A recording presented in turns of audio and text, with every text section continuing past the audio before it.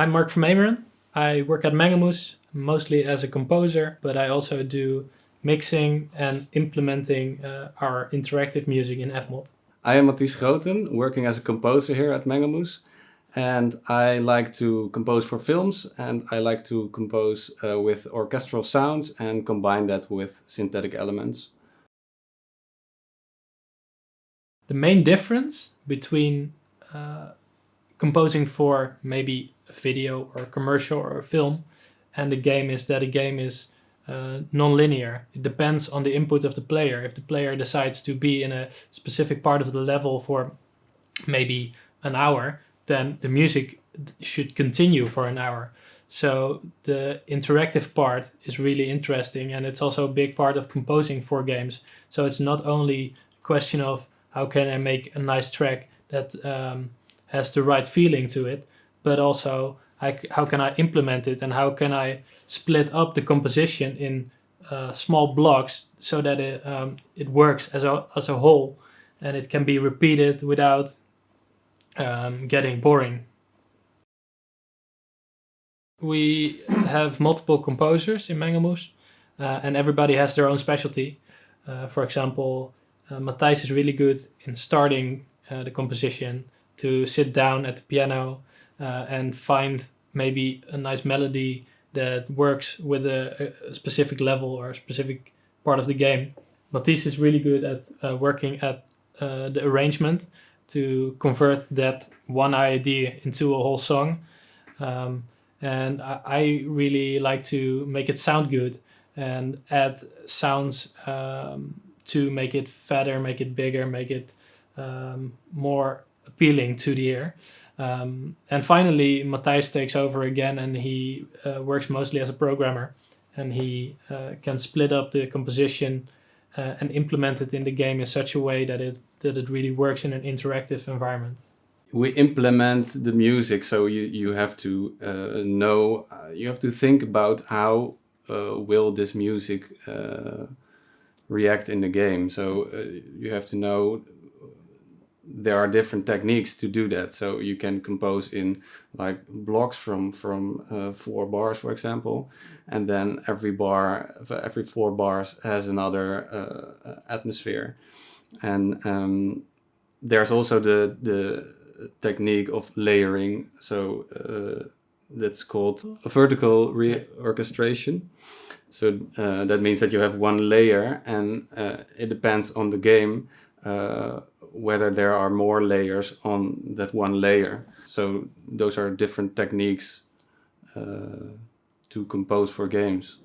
When working for games, you also need to develop certain variables that will be implemented by the programmer of the game. For example, the number of enemies nearby or the progress you've made within a level. Variables like that can be implemented in the music with interactive programs like Fmod or WWise, and you can react with the music to certain states of the game. It's a 2-part process. Firstly, you mix the music more in a linear, traditional way. Within your DAW, you make sure that it sounds good, that every instrument has its own place within the composition. And secondly, you have the implementation part of the mix, in which you make sure that not a lot of sounds are playing at the same time, but it's also not too quiet at some places. And the software that I just talked about really helps you with that. So, for example, you can limit the polyphony. So you can say, okay, I want at maximum 4 different sounds to be able to play right here. You can use all kinds of plugins to limit the dynamic range. For example, when too much sounds are playing, the limiter kicks in and the sound is compressed so that the end user doesn't get deaf. We started with team projects on our school. We worked a lot together with game teams.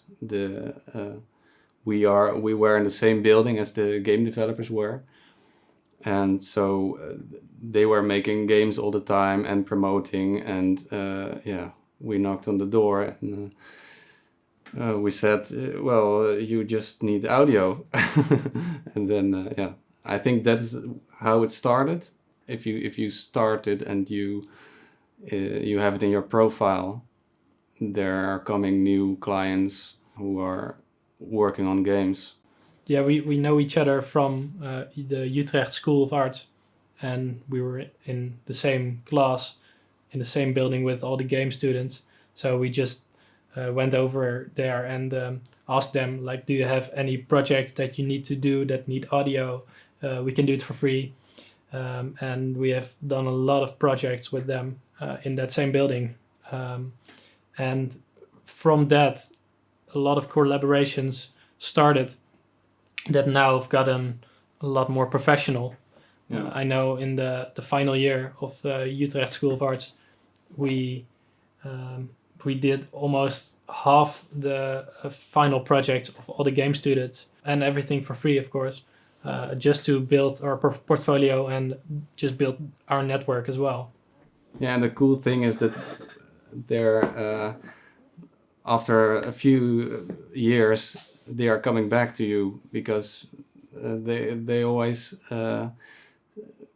refer to the project at school, and they say, well, you were really nice audio guys, and so if you build a network with your students, it's powerful, I think.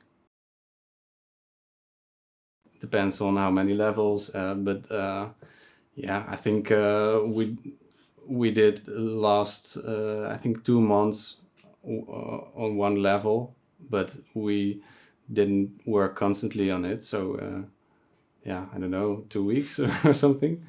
What would you say? Well, I think the music business goes a lot faster than the game business. So we have the luxury when working as a composer for games that we can do multiple games while they work a couple of years on one game. We can do a lot of projects in that time. To be exact, it's really difficult. Well, usually when a client comes to us, he says, I have a great game. What does it cost to work on it? We have to ask, like, okay, how many levels is it? How many minutes of music would you like to have approximately? Yeah, we do games, but we also do commercials, feature films, everything from linear to interactive. And we've done a lot of escape rooms as well. We really like that. So we call that real life games. Those are also interactive, but you can really visit the location that your music is playing, and you can really walk through the building and have the experience yourself without having to put on headphones or watch at the screen. So I think that's what I prefer, the escape rooms, the real life games.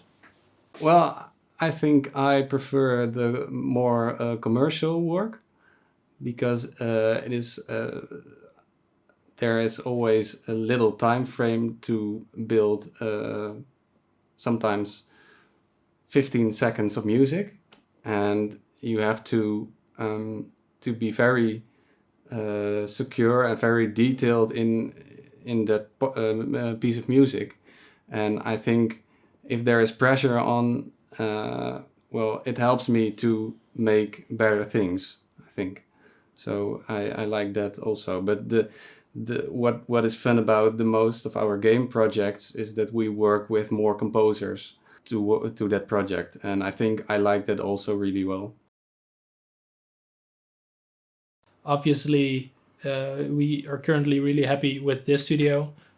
We have a great sounding setup, but obviously we have a company of 5, and we would like to expand our studio, maybe get a new location, and build more studios so everybody can have their own spot to work within the same building. I guess that would involve maybe buying a place or renting a much bigger space to build more studios and to be able to work together in the same building. Right now, because of COVID, it's of course not possible. Everyone's working from their home studios and sometimes visiting here. But it would be really nice to have one place with a lot of studios. Yeah, I think the variety of projects, I like it really much that we do a lot of things, because it's refreshing. If you have done a game like for a month, then it's refreshing to work on a movie, or it's refreshing to do a commercial.